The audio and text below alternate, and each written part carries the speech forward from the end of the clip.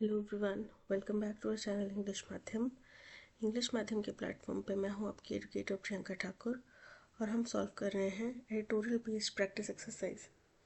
Start करते हैं आज का session with thought of the day that is tomorrow won't be any different unless you begin to change now.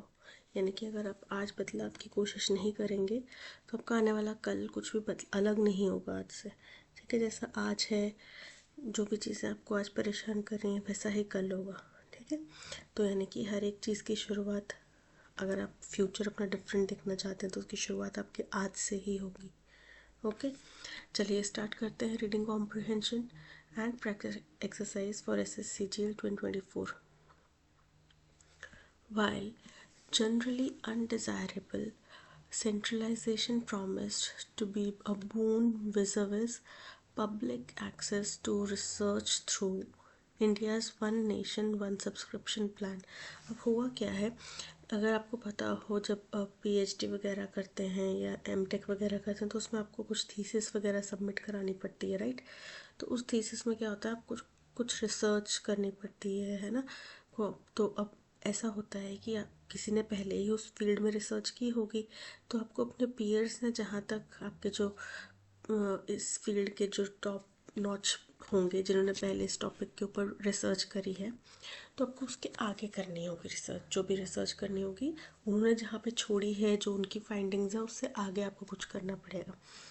तो उसके लिए आपको पता तो होना चाहिए कि आपके किस पीयर ने कहाँ तक की रिसर्च करी है, राइट। तो वो पता करने के लिए आपको क्या करना पड़ेगा, आपको उनके रिसर्च पेपर पढ़ने पड़ेंगे। अब उनके रिसर्च पेपर कहाँ पब्लिश होते हैं, अलग अलग जर्नल्स में, रेप्यूटेड जर्नल्स में पब्लिश होते हैं। ठीक है, तो उसके लिए अब जो भी जर्नल, जिसका भी जर्नल होगा, जिस भी पब्लिकेशन का जर्नल होगा, उन्होंने अपना वेबसाइट पे डिस्प्ले किया होता है। तो उस पर क्या होता है, वेबसाइट पे नहीं होता, खैर किसी प्लेटफॉर्म पे उन्हें डिस्प्ले किया होता है। तो उसके लिए आपको सब्सक्रिप्शन लेना पड़ता है, जैसे नेटफ्लिक्स का सब्सक्रिप्शन लेते हैं ना, वैसे ही। तो उस सब्सक्रिप्शन को लेने के लिए आपको पैसे भरने पड़ेंगे।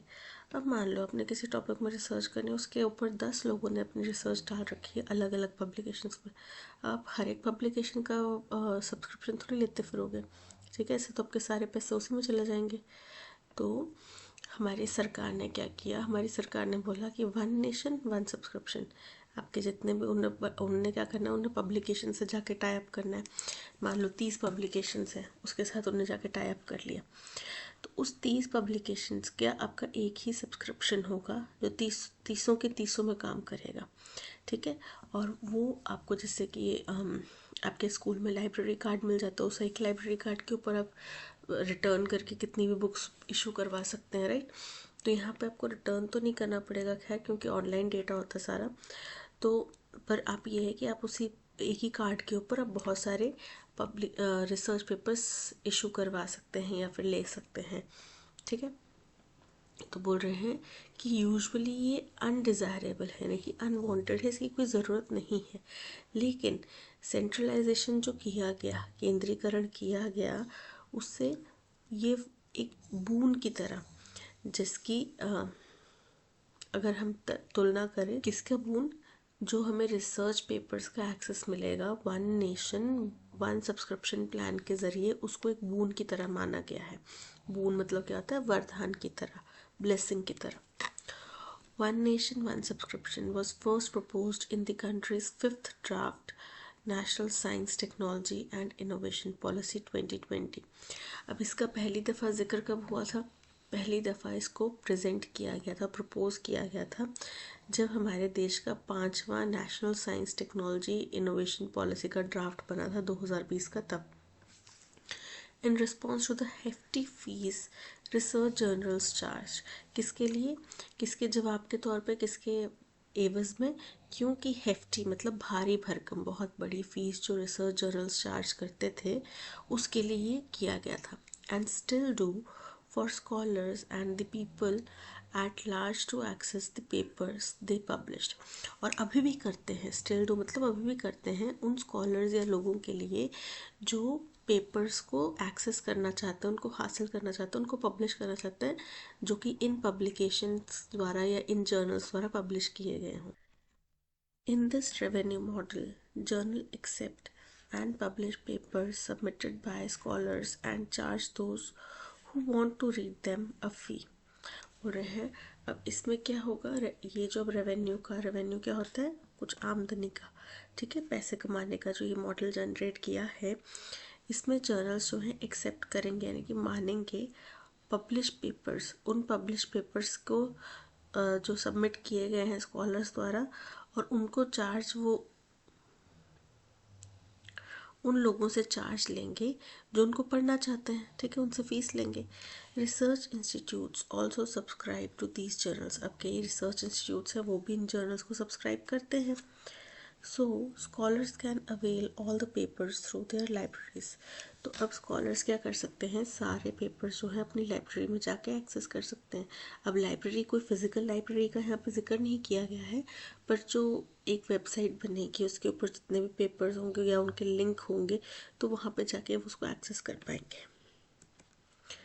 As these fees climbed over time, अब जैसे जैसे फीस जो है क्लाइम करना मतलब बढ़ना, तो जैसे जैसे समय के साथ बढ़ती गई, librarians branded up in consortia to increase their bargaining power. Branded up का मतलब होता है इकट्ठा होना, कंसोर्टिया मतलब एक ग्रुप बना लेना, संघ बना लेना।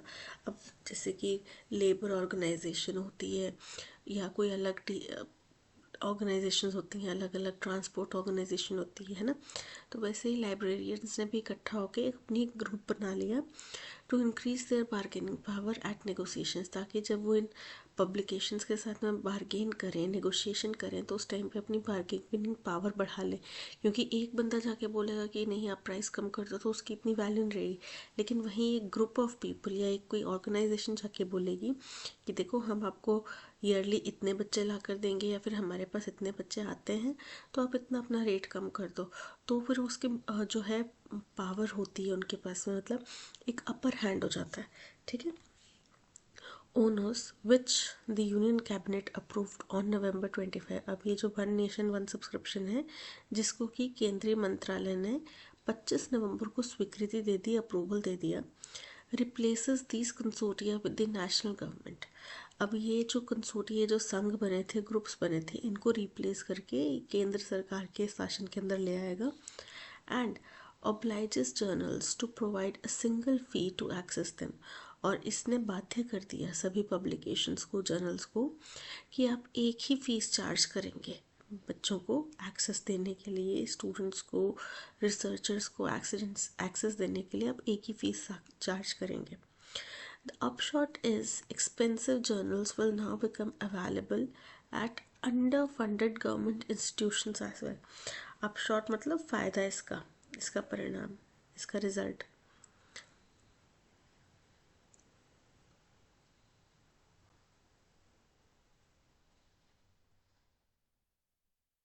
तो बोल रहे हैं इसका जो रिजल्ट होगा वो ये होगा कि जो बड़े बड़े महंगे जर्नल्स हैं वो अब अंडर फंडेड मतलब जहाँ पे कम फंड्स, सरकारी संस्थाएं जहाँ पे फंड्स नहीं है ज़्यादा, वो भी इनको एक्सेस कर पाएंगे, ठीक है। अब फ़ायदा ही हुआ, इतने महंगे जर्नल शायद वो नहीं एक्सेस कर पाते लेकिन अब वो कर पाएंगे।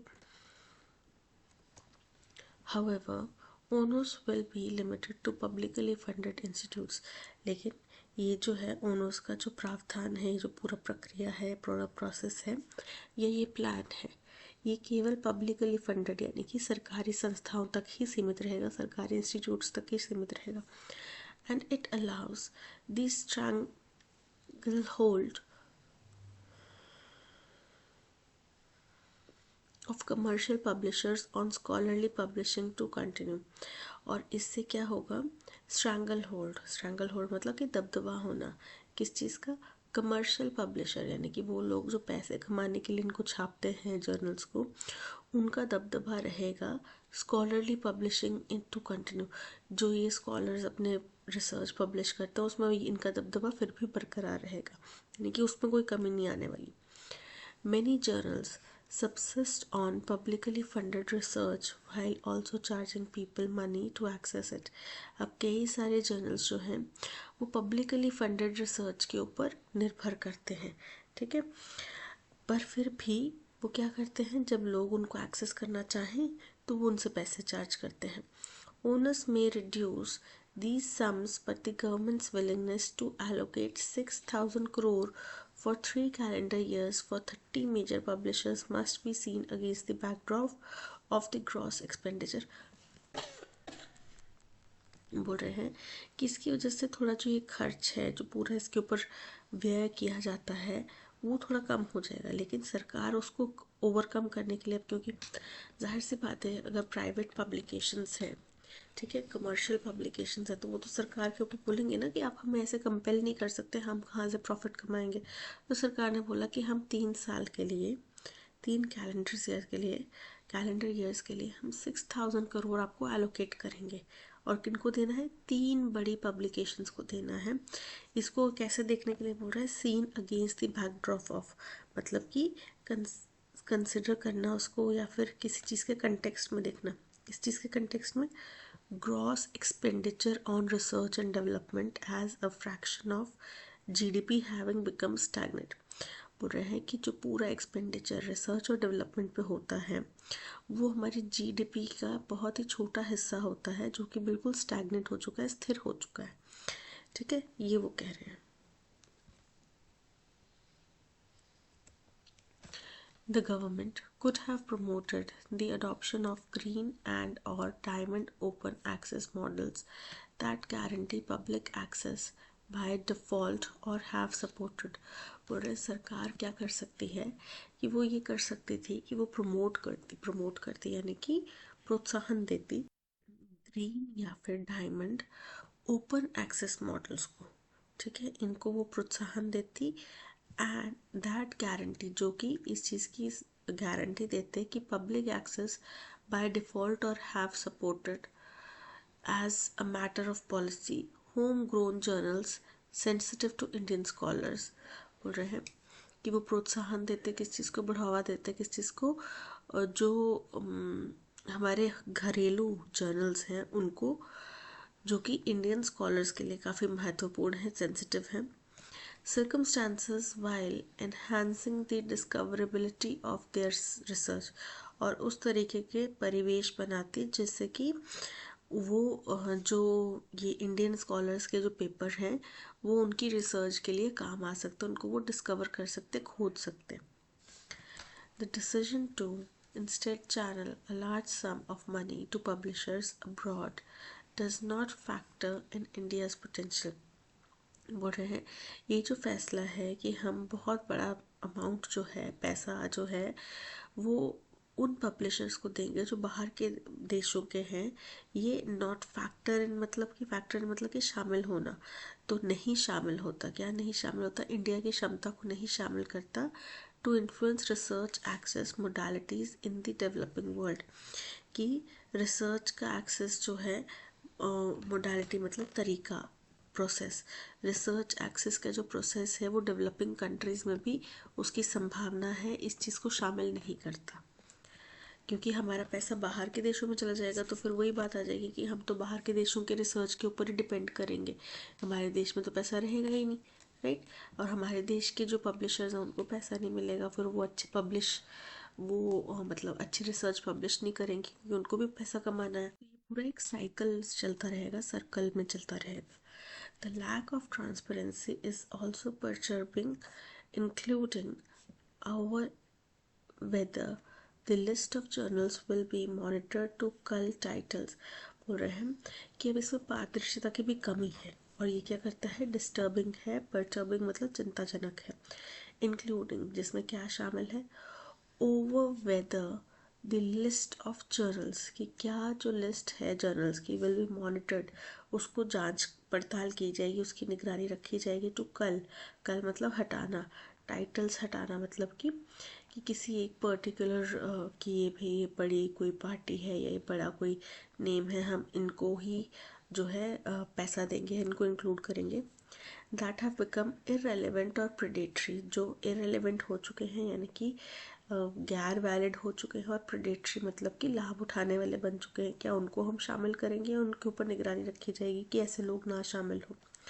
और to add those that have gained currency in recent years, या फिर उन लोगों को शामिल किया जाएगा जिनने कुछ लोग रिसेंट सालों में गेन करेंसी मतलब लोकप्रियता हासिल करना, तो वो पॉपुलर हुए हैं रिसेंट सालों में। Most of all, at a time when many journals have switched to gold open access, और है सबसे बड़ी बात, एक ऐसे समय में जब ज़्यादातर जर्नल्स जो है वो गोल्ड ओपन एक्सेस को स्विच कर चुके हैं, वेयर अब गोल्ड ओपन एक्सेस क्या है, where researchers pay to have a paper publish that is then available for free. बोल रहे हैं कि ये एक ऐसी प्रक्रिया है जिसमें रिसर्चर्स जो है अपना पेपर पब्लिश करवाने के लिए भी पैसे देते हैं, जो कि पहले फ्री में होता था। And preprint papers are gaining in popularity. अब इसके बारे में हमने चर्चा पहले करी है जब बात की गई कि उनके ऊपर कोई ऐसा वो नहीं है, जो स्टूडेंट्स हैं या रिसर्चर्स उनके ऊपर ऐसा कोई बाध्यता नहीं है कि उनको केवल टॉप नॉच जो पेपर है जर्नल्स हैं उसी में पेपर पब्लिश करवाना है, राइट। तो बोल रहे हैं प्री प्रिंट पेपर्स। अब इसका मतलब क्या होता है, पहले से ही बने हुए पेपर्स जो हैं ये जो है पॉपुलैरिटी गेन कर रहा है as a mean of communicating research. एक तरीके के तौर पे जो अपनी रिसर्च को कम्युनिकेट करने के तरीके के तौर पे the government's justification for adopting the ONO strategy in its present form is weak. सरकार का जो तर्क है कि ये जो ओनर्स स्ट्रैटेजी है इसको अभी जो इन्होंने जो भी इसका तरीका बताया है उसी तरीके से इसको फॉलो करेंगे, ये बहुत ही राइटर को कमज़ोर लग रहा है, ये कुछ स्ट्रॉन्ग कदम नहीं लग रहा। Add to this the absence of consultation with the institutes on their specific notes. अब इसमें और क्या शामिल हो जाएगा कि जिन इंस्टीट्यूट्स को कुछ स्पेसिफिक ज़रूरतें हैं उनसे कोई कंसल्टेशन यहाँ पे नहीं किया जा रहा। And any celebration of owners will have to be deemed premature. और अभी अगर हम ओनर्स को सेलिब्रेट करने लग जाएं कि अरे वाह बहुत अच्छा कदम है, बहुत बढ़िया कर दिया, ये कर दिया, तो ये बहुत ही प्रीमेच्योर यानी कि जल्दबाजी में कहने वाली बात होगी, क्योंकि अभी आप इसको इम्प्लीमेंट करेंगे, उसके बाद उसके रिजल्ट्स देखेंगे, क्या आउटपुट निकल कर आता है, तब जाके आप बताएंगे ना कि हाँ जी बहुत अच्छी प्रक्रिया थी और ये इसका फ़ायदा हुआ, या फिर बड़ी ख़राब प्रक्रिया थी, ये इसके नुकसान हो गए, राइट। तो अभी कुछ भी कहना जल्दबाजी हो। तो ये था पैसेज, आई होप आप सबको समझ में आया होगा। अब चलते हैं क्वेश्चन नंबर 1 की तरफ। क्वेश्चन नंबर 1 हमसे पूछ रहा है what is the tone of the passage. तो राइटर आपको बड़े एक्साइटेड तो नहीं दिखे इसके बारे में, वो थोड़े दुविधा में है। ओनर्स को एज इट इज़ वो इम्प्लीमेंट करने के पक्ष में नहीं है, ठीक है। कुछ चीज़ों की उनको ट्रांसपेरेंसी चाहिए, क्लैरिटी चाहिए, ठीक है। कुछ चीज़ों को उनके अंदर डर है कि कहीं वही पब्लिकेशंस जो अभी भी पैसे लेकर रिसर्च को पब्लिश करते हैं वही इसका सारा फ़ायदा ना उठा ले, या फिर बाहर के पब्लिकेशंस के पास ही हमारा सारा पैसा ना चला जाए, है ना। तो हमारे देश के रिसर्च पेपर्स जो है या हमारे देश के जो पब्लिकेशंस हैं उनको फिर फ़ायदा नहीं होगा, है ना। इस तरीके के कई सारे उनके मन में डाउट है, कुछ क्रिटिसिज्म भी है, यानी कि एंथुजियास्टिक और सपोर्टिव तो नहीं है ये। कि लास्ट लाइन में भी कहा गया कि अभी कुछ भी कहना जल्दबाजी होगी, ठीक है। क्रिटिकल एंड स्केप्टिकल बिल्कुल करेक्ट है कि अभी कुछ भी कहना जल्दबाजी होगी, वो बता देता है स्केप्टिकल को। सरकार इस फैसले को जल्दबाजी में इम्प्लीमेंट करके गलती कर रही है या फिर पैसा बाहर जा रहा है, ये क्या हो गया, क्रिटिकल हो गया। यानी कि option B critical and skeptical is correct. Neutral और इन्फॉर्मेटिव नहीं है, ह्यूमरस और सरकास्टिक तो बिल्कुल नहीं है, so option B is correct. Which of the following statements about India's one nation one subscription plan is incorrect? कौन सी statement जो है इसके बारे में incorrect है? First है onus was proposed in response to high fees charged by research journals for access to published papers। यही तो उसका उद्देश्य था, है ना, बिल्कुल करेक्ट है। हेफ्टी फीस की बात की गई थी कि हेफ्टी फीस ली जा रही थी, उसको रोकने के लिए उन्होंने ये तरीका लिया है, ये बिल्कुल करेक्ट है। Under owners, the national government replaces consortia in negotiations with publishers। ये भी करेक्ट है। पहले क्या हुआ कि वो अपनी मनमर्जी की फ़ीस लेते थे, इसके लिए ग्रुप ऑफ लाइब्रेरियंस ने मिलके क्या किया, अपना एक कंसोर्टिया बुला लिया, एक संघ बना लिया। अब ओनर्स के आने के बाद में वो कंसोर्टिया रिप्लेस हो जाएगा एक नेशनल गवर्नमेंट से, right. Onus ensures that all research papers are fairly accessible to the public without any fees। Incorrect है, एक फ़ीस होगी, बिना कोई फीस के नहीं होगा, एक फ़ीस होगी, पर उस एक फ़ीस से आप सारे पेपर्स एक्सेस कर पाएंगे। So option C is correct because the statement is incorrect. भी करेक्ट है, तो ये भी स्टेटमेंट जो है नहीं होगा valid. Complete the following sentence from the passage by filling in the blank. Statement को कंप्लीट करना है. As these fees climbed over time, librarians banded up in consortia to increase their dash at negotiation. तो अपनी bargain करने की क्षमता को बढ़ा रहे थे ना नेगोशिएशंस के दौरान में. ठीक है, तो bargaining power, option A is correct. Knowledge, उनका ज्ञान नहीं बढ़ रहा था. सब्सक्रिप्शन रेट्स नहीं बढ़ाना चाह रहे थे. रिसर्च का आउटपुट से पब्लिशर्स को या लाइब्रेरियंस को इतना ज़्यादा कुछ उद्देश्य है नहीं, बस वो बार्गेनिंग पावर बढ़ाना चाह रहे थे. Option A is correct. Why is the government's allocation of 6,000 crore for the owners plan criticized in the passage? क्यों उसको क्रिटिसाइज किया गया पैसेज में? क्योंकि उनको डर था कि ट्रांसपेरेंसी तो है नहीं, सारा पैसा कहीं बाहर चला जाएगा. It does not address the stagnant gross expenditure on research and development. बिल्कुल करेक्ट है. इसमें जो एक ठहराव आ चुका है हमारा रिसर्च एंड डेवलपमेंट में खर्च करने पे, उस समस्या का समाधान नहीं निकल रहा. ठीक है, so option A is correct. It promotes transparency in selecting journals. Incorrect है, ट्रांसपेरेंसी तो नहीं होगी. It supports the adoption of home grown journals. Incorrect है, पैसा बाहर जाएगा. It focuses on green and diamond open access models. सुझाव दिया जा रहा था कि इसके ऊपर करना चाहिए, सो option A is correct. What can be inferred about the owner's plan's potential impact on research accessibility in India? तो क्या इसका प्रभाव रहेगा ओनर्स प्लान का हिंदुस्तान में रिसर्च को एक्सेसिबल बनाने के लिए? तो इससे क्या होगा, जो अंडर फंडेड गवर्नमेंट संस्थान हैं जहाँ पे ज़्यादा प्रॉपर पैसा नहीं पहुँच रहा, वो भी इस प्रक्रिया के ज़रिए रिसर्च पेपर्स और अच्छी क्वालिटी के अच्छे रिसर्च पेपर्स जो है उनको एक्सेस कर पाएंगे. It will eliminate the dominance of commercial publishers in research publishing. Incorrect है, बल्कि उनका dominance जस का तस ही रहेगा, शायद बढ़ भी सकता है. It may make some journals accessible to underfunded government institutes. बिल्कुल करेक्ट है, option B is correct. Incorrectly spelled word बताना है. अकोमोडेट, अकोमोडेट मतलब कहीं रहने की व्यवस्था. ठीक है, तो इसके स्पेलिंग बिल्कुल करेक्ट है. मिस्चीवस, मिस्चीवस मैंने आपको पहले बताया है, मिस्चीवस होता है, मिस्चीवियस नहीं होता. जैसे कि हम बोलते हैं कई बार, तो MISCHIEVOUS ना कि IOUS. ठीक है, सो ऑप्शन बी में एरर है. डॉट, डॉट का मतलब होता है एकदम रिजिड, एकदम टेंस, कसाव हुआ, एकदम कस के बांधा हुआ या कसा हुआ कोई चीज़. तो सिनोनिम क्या हो जाएगा, स्लैक. फर्स्ट है स्लैक मतलब ढीला. टाइट मतलब एकदम कस के कुछ चीज़ किया हुआ. टॉन मतलब फटा हुआ. और फ्लेसिड मतलब जिसमें कोई जान प्राण नहीं है. So option B tight is correct. He will be made president by the people. इसको लोगों द्वारा प्रेसिडेंट बना दिया जाएगा. तो बाय के बाद में क्या है हमारा सब्जेक्ट. एक्टिव वॉइस में ही का क्या बन जाएगा, जो ऑब्जेक्ट में ही है वो किस में आ जाएगा, हिम में. तो द पीपल विल, बी हट जाएगा, मेड की बजाय मेक आएगा. Will make him president. People will be making him the president. Incorrect है. The people will make him president. Option B. Steal from a shop, इसके लिए हमें ईडीएम बताना है. गोल्डन अपॉर्चुनिटी मतलब सुनहरा मौका, यानी कि कुछ अच्छा अवसर. ग्रीन थम, ग्रीन थम मतलब कि जो वेजिटेशन वगैरह में, गार्डनिंग वगैरह में बड़ा अच्छा हो व्यक्ति. 5 फिंगर डिस्काउंट मतलब कि स्टील फ्रॉम अ शॉप. तो अगर आप कभी ऐसा सुने कि कहीं पे दुकान में चोरी हो गई या कहीं पे किसी के घर में चोरी हो गई, तो आप क्या बोलेंगे, it was a 5 finger discount. ठीक है. Yesterday I heard a story of 5 finger discount मतलब मैंने कल एक कहानी सुनी एक चोरी की.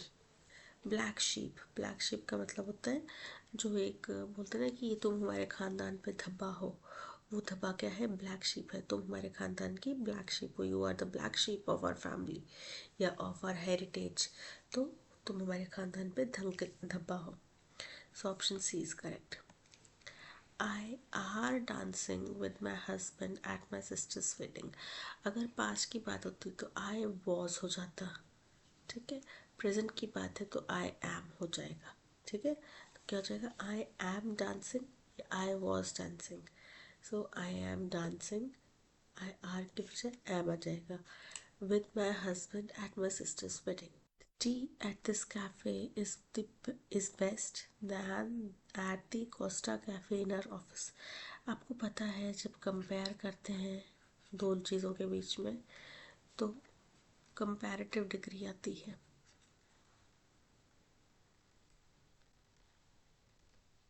अब अगर हम सर्वश्रेष्ठ बताना चाहते हैं यानी कि सुपरलेटिव डिग्री बताना चाहते हैं, उसका मतलब क्या होता है? सबसे अच्छा, जितने भी हैं उन सबसे अच्छा। ठीक है, तो जब उन सबसे अच्छा है तो या तो यहाँ पे, लेकिन दो कॉफ़ी हाउसेस की बात करें कि इस कैफ़े की जो चाय है वो कोस्टा कैफ़े जो हमारे ऑफिस में है उससे बेहतर है, यानी कि क्या हो जाएगा? कंपैरेटिव डिग्री हो जाएगा। तो बेस्ट की बजाय क्या जाएगा? बेटर। ऑप्शन सी में एरर है, इस बेस्ट की बजाय क्या इस बेटर दैन। मिजरेबल, मिजरेबल का एंटोनिम बताना। मिजरेबल का मतलब तो बड़ा दुखी, बड़ा परेशान। मेलोडियस, मेलोडियस मतलब कि बड़ा ही सुरमय, बड़ा ही सुगम। ठीक है। सेटल्ड, सेटल्ड मतलब कहीं जगह पर स्थिर हो जाना। रिस्ट्रेंड, रिस्ट्रेंड मतलब किसी चीज़ से रोक देना, किसी कार्य को करने से रोक देना। और चेयरफुल, चेयरफुल मतलब खुश। तो यानी कि option D cheerful is the correct antonym for mister. Confiscate का मतलब होता है जब्त करना, किसी चीज़ को, सबूत को, किसी भी चीज़ को जब्त जब कर लिया जाता है उसको बोलते हैं कॉन्फिस्केट। तो जब्त करने को एक और चीज़ क्या बोलते हैं? सीज करना। डॉक्यूमेंट सीज करो, ऑफिस सीज करो। रीस्टॉक मतलब दोबारा से भरना। डिस्ट्रॉय मतलब खराब, तबाह कर देना। सीज करना मतलब जब्त करना। Option C is correct. और टिटिवेट का मतलब होता है संवारना, किसी चीज़ को सुंदर करना। एडिबल, एडिबल जो खाने पीने की चीज़ों में ऐड हो सके, कंज्यूमेबल हो, उसको एडिबल बोला जाता है। राइट। तो अप्रोप्रिएट मीनिंग क्या हो जाएगा? फर्स्ट है नॉयसम।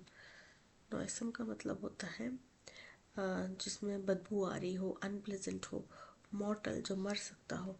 नॉक्शियस मतलब हानिकारक। और न्यूट्रिटिव जिससे कि आपको खा के पोषण मिलता है। ठीक है, तो खाने पीने वाली चीज़ ही होगी। एडिबल क्या है? वो भी खाने पीने वाली चीज़ होगी। So option D is correct.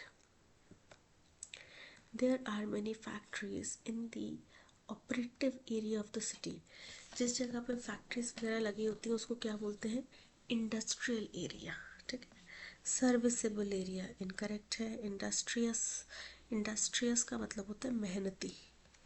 तो ये इंडस्ट्रियल एरिया है, ना कि इंडस्ट्रियस एरिया है। Option A is correct. The elaborate syllabi had to be dash summarized to make a presentation in the UGC assessment meeting. बोल रहे हैं कि जो पूरा elaborate मतलब कि इन डिटेल जो ये सिलेबस है उसकी समरी हमें बनानी है ताकि हम प्रेजेंटेशन बना सकें जो कि यूजीसी की असेसमेंट मीटिंग में डिस्कस की जा सके या प्रेजेंट की जा सके। ठीक है, तो समरी करना मतलब कि छोटे में, संक्षिप्त में लिखना। राइट। एक्सपैंडेड फर्स्ट है, एक्सपैंडेड, एक्सपैंडेड मतलब पूरा विस्तार में, इन डिटेल। रिकैप्चुलेटेड इसका मतलब होता है छोटा सा, किसी चीज़ को ही दोबारा याद करके छोटा सा लिखना। प्रोलॉन्ग, प्रोलॉन्ग मतलब जो बड़े लंबे समय से टाला जा रहा है। और लेंदन, लेंदन मतलब जो बड़ा लंबा खिंच चुका है। तो यहाँ पे option B recapitulated is correct. Received a parcel in the mail today. Incorrectly spelled word हमें बताना है। अच्छा, रिसीव्ड के ही सारे वर्जन है। रिसीव्ड की स्पेलिंग क्या होते हैं? RECEIVED, received. तो RECEIVED option is correct. The question papers are placed in the lockers of the school in a way that they can't be reached. जहाँ पे आप पहुँच ना सकें तो क्या होगा? वो inaccessible हो जाएगा। They are irrepressible, repressible होता है जिसको आप कंट्रोल नहीं कर सकें। inaccessible जिसको आप हासिल ना कर सकें, जहाँ तक आप पहुँच ना सकें। अफोर्डेबल, अफोर्डेबल मतलब किफ़ायती। अफेबल, अफेबल मतलब कि फ्रेंडली या फिर बहुत अच्छे नेचर वाला। तो यहाँ पे option B inaccessible is correct. He has the dash to express his thoughts. आपके पास कानूनी अधिकार होते हैं। ठीक है, उन अधिकारों को हम इंग्लिश में क्या बोलते हैं? राइट्स। क्या स्पेलिंग होते हैं? RIGHT, right.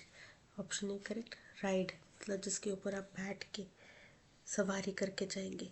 राइड मतलब लिखना, और राइट RITE राइट मतलब कि कुछ जो धार्मिक अनुष्ठान हम करते हैं, ठीक है, वो हो गया राइट।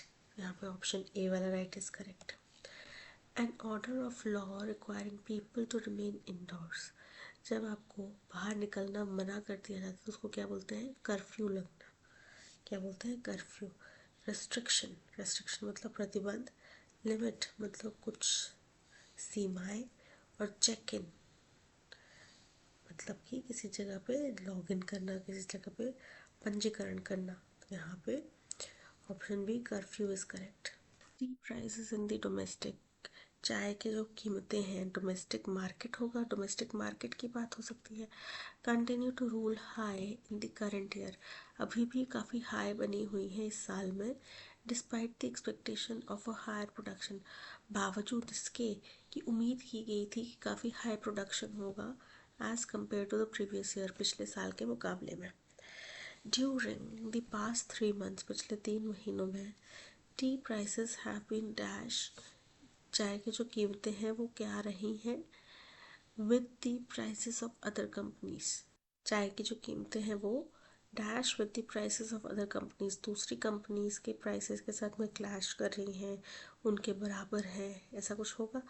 अनलाइक लास्ट ईयर, पिछले साल के बिल्कुल विपरीत, tea prices have generally shown dash, चाय की जो कीमतें हैं उन्होंने जनरली आम तौर पे दिखाया है dash when tea prices rose dramatically, जब चाय की कीमतें एकदम से बढ़ जाती हैं। This year prices seem to have, तब इस साल जब कीमतें ऐसे लगी dash at a rather high level, dash और ज़्यादा हाई लेवल पे। इन द सब्सिक्वेंट 4 मंथ्स, फिर निरंतर 4 महीनों में dash average price showed a downturn, जो डैश चीज़ का एवरेज प्राइस था उसमें थोड़ी सी गिरावट देखने मिली। In the domestic dash continue to rule high, domestic market, option A is correct क्योंकि डोमेस्टिक बाजार की ही बात की जाती है। During the past 3 months, tea prices have been dash with the prices of other companies. Aligning, aligning मतलब उनके समकक्ष हैं, उनके बराबर हैं, उनके साथ तालमेल बना के हैं। फेवरिंग मतलब किसी को ज़्यादा समर्थन देना। काउंटरिंग किसी का विरोध करना। इनकाउंटर मतलब कि किसी के साथ में सामना होना। तो यहाँ पे अलाइनमेंट की बात की जा रही है, इनसिंक होने की बात की जा रही है। Option A is correct. Unlike last year, पिछले सब साल के बिल्कुल विपरीत, tea prices have generally shown dash, चाय की कीमतों ने डैश शो किया है when tea prices rose dramatically. And inflow, inflow मतलब किसी चीज़ का प्रवाह होना, ठीक है। इनहेट, इनहेट का मतलब होता है जो बचपन से ही है, जब से पैदा हुए तब से। अ रिडक्शन कमी देखना, एंड अप ट्रेंड बढ़ोतरी देखना। तो जब प्राइसेस बढ़े हैं तो उसमें बढ़ोतरी देखी जाएगी ना। Option D is correct. This year, prices seem to have dashed at a rather high level. Dash सब stabilized, stabilized मतलब किसी चीज़ का सुधार होना या स्थिर होना। Moderated, moderated मतलब किसी चीज़ में हल्की कमी आना। Equated, equated मतलब बराबर होना। और abated मतलब कि कम होना। तो यहाँ पे वो stabilize होने की बात की जा रही है। Option A is correct. In the subsequent 4 months, the dash average price showed a downtrend. तो किस चीज़ का एवरेज? मंथली, पिछले कुछ महीनों की बात करें तो मंथली ही होगा। So option A is correct. That's all, आज के सेशन में इतना ही। Thank you so much for watching. अगर आपको कंटेंट पसंद आया हो तो लाइक शेयर और सब्सक्राइब ज़रूर कीजिएगा। मिलते हैं नेक्स्ट सेशन में। Till then keep learning and keep practising. Bye bye.